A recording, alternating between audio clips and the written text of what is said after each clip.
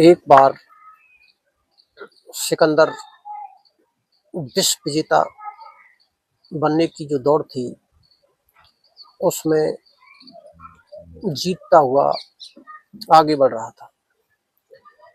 आगे बढ़ते-बढ़ते अचानक उसके मन में एक विचार आया कि बहुत दुनिया जीत ली, लेकिन पता नहीं अंदर एक बेचैनी सी रहती है, कुछ खालीपन सा रहता है।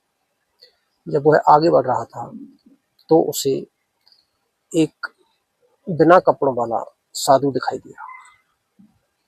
वह उसके पास आया और उसने उस साधु से कहा कि मैं तुमसे हर चीज़ में श्रेष्ठ हूँ, बलशाली हूँ, पर मेरे चेहरे पे तुम्हारी जैसी प्रसन्नता नहीं, तुम्हारे जैसा तेज नहीं।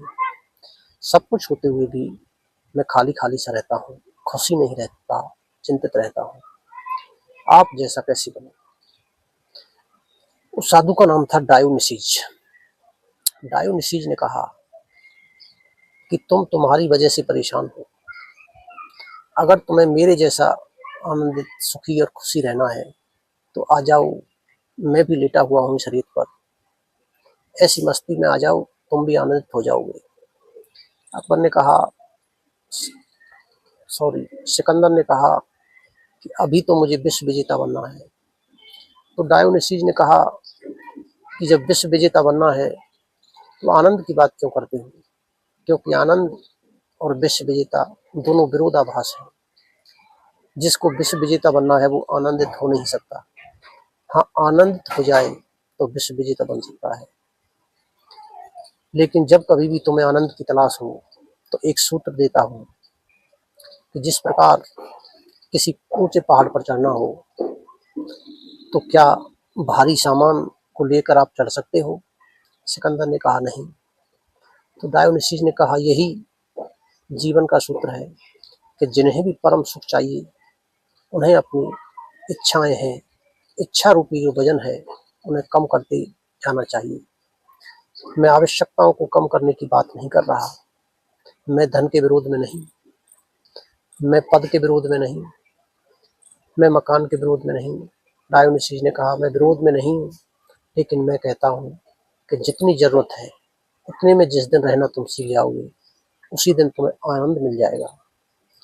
हालांकि ये बातें सिकंदर की समझ में नहीं आई, लेकिन ऐसा कहते हैं कि सिकंदर जब मरा, उससे कुछ दिन पहले उसने अपने सैनिकों से कहा था कि जब मैं मरूं, तो अर्थी से मेरे दोनों हाथ बाहर निकाल देना।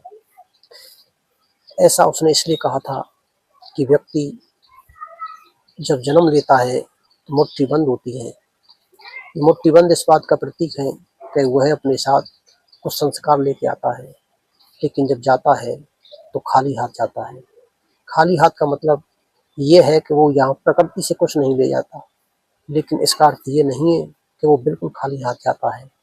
खाली हाथ का मतलब इतना ही है कि प्रकृति की जो चीज़ें हैं, उन्हें अपने साथ नहीं ले जाता, लेकिन संस्कार तो वो फिर भी लेके जाता है, जो उसको अगले जन्म के लिए उत्तरदायी है।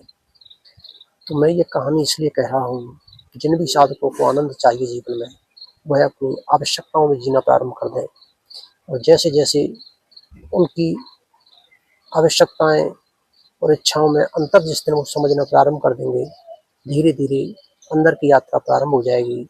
और एक बार यात्रा प्रारंभ हो जाए, तो जो आनंद मिलता है, वो आनंद उन्हें अपने आप अंदर खींच लेगा। जैसे कोई व्यक्ति सड़क से ऊंची किसी मीनार पर खड़ा है, तो मीनार पर से उसको सिर्फ रास्ते की तरफ छलांग लगानी है, शेष काम गुरुत्वाकर्षण अपने आप कर लेगा। ऐसे ही आप धीरे धीरे अपनी आवश्यकताओं में जीने लगेंगे, तो जो आनंद है वो आपको अपने आप खींच लेगा। आप मेरी बात को समझ गए होंगे। आज के लिए इतना ही। धन्यवाद।